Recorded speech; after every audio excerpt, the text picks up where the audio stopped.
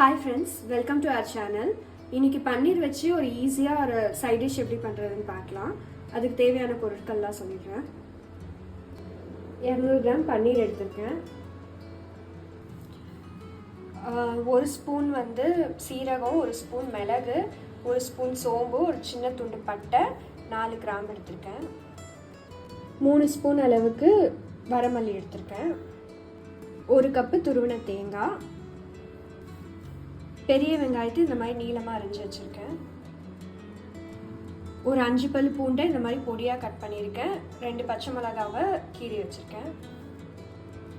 2 spoon அளவுக்கு chilli powder எடுத்திருக்கேன். இப்போ இதெல்லாம் எப்படி பண்ணுறதுன்னு பார்த்துடலாம். இப்போ ஒரு பேன் வச்சு இதில் 1 ஸ்பூன் அளவுக்கு எண்ணெய் விட்டுருக்கேன்.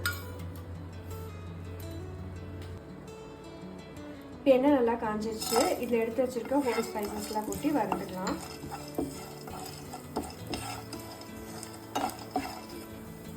இது கொஞ்சம் பொரிஞ்சதும் நான் மல்லி எடுத்து சேர்த்துக்கிறேன். இப்போ மசாலாலாம் நல்லா ரோஸ்ட் ஆகி நல்ல ஒரு ஸ்மெல் வருது. இப்போ நம்ம வேற ஒரு பாத்திரத்தை மாற்றிடலாம். இப்போ அதே பேன் வச்சு நம்ம எடுத்து வச்சிருக்க தேங்காய் துருவலை நல்லா ரோஸ்ட் பண்ணி எடுத்துக்கலாம்.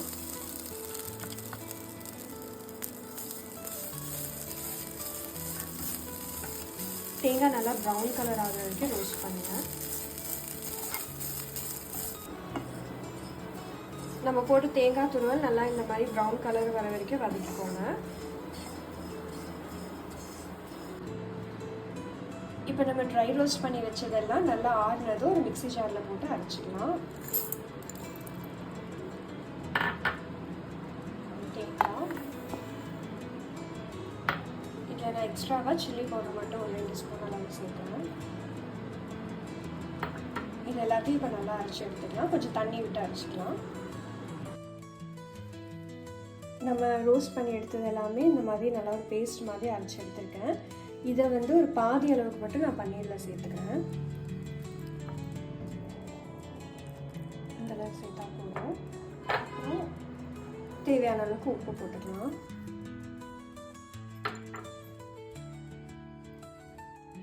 அப்புறம் ஒரு அரை எலுமிச்சை பழத்தை புழிஞ்சு வச்சுருக்கேன். அதையும் இதில் சேர்த்து நல்லா கலந்துக்கலாம்.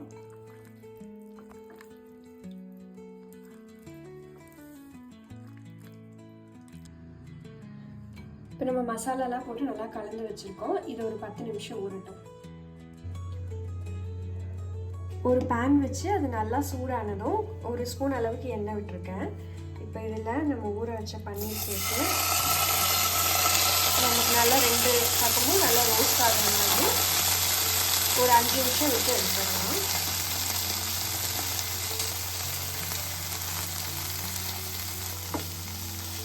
இது இந்த மசாலாவோடு சேர்ந்து நல்லா ரோஸ்ட் ஆகும். இப்போ பன்னீர் பார்த்தீங்கன்னா நல்லா ரோஸ்ட் ஆகிடுச்சு. இது இப்படியே கூட சாப்பிடலாம், ரொம்ப நல்லாயிருக்கும். ரசம் சாப்பாட்டுக்கு, சாம்பார் ரைஸ்க்குலாம் ரொம்ப நல்லாயிருக்கும். இப்போ சப்பாத்திக்கு எப்படி செமி ட்ரை மாதிரி பண்ணுறதுன்னு நான் காட்டுறேன். இப்போ ஒரு பேன் வச்சு அதில் ஒரு 2 ஸ்பூன் அளவுக்கு எண்ணெய் விட்டுருக்கேன். அந்த எண்ணெய் சூடானதும் நம்ம கட் பண்ணி வச்சுருக்க பூண்டு, பச்சை மிளகாவை சேர்த்துடலாம். இது நல்லா ரோஸ்ட் ஆகணும்.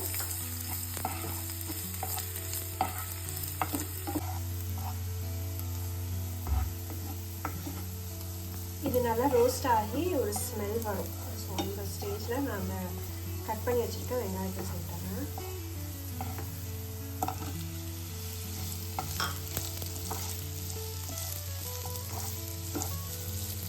இந்த வெங்காயம் கொஞ்சம் வதங்கட்டும். இப்போ வெங்காயம்லாம் நல்லா வதங்கிடுச்சு.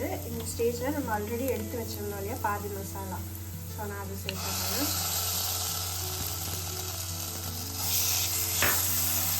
இதோட பச்சை வாடை போன வரைக்கும் வதக்கிட்டு அதுக்கப்புறம் இதில் தண்ணி எந்த அளவுக்கு நமக்கு கிரேவி வேணுமோ அந்த அளவுக்கு தண்ணி விட்டு அட்ஜஸ்ட் பண்ணிக்கலாம். பச்சை வாடை போன வரைக்கும் வதக்கிக்கலாம்.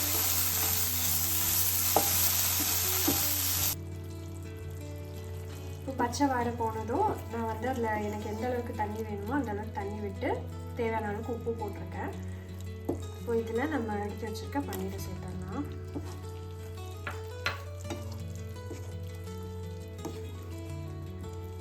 இது இந்த மசாலாவோட நல்லா சேரணும். ஒரு 2 நிமிஷம் மூடி போட்டுக்கலாம்.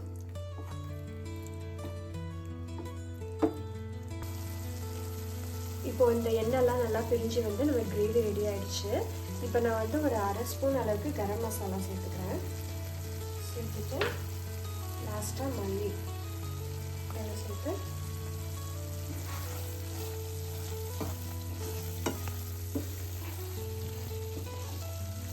நம்ம இறக்கிடலாம். நம்மளோட கிரேவி ரெடி.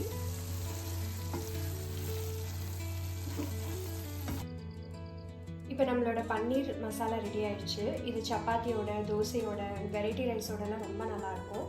ட்ரை பண்ணி பாருங்கள். உங்களுக்கு பிடிச்சிருந்தா சேனலை சப்ஸ்கிரைப் பண்ணுங்கள். தேங்க்ஸ் ஃபார் வாட்சிங்.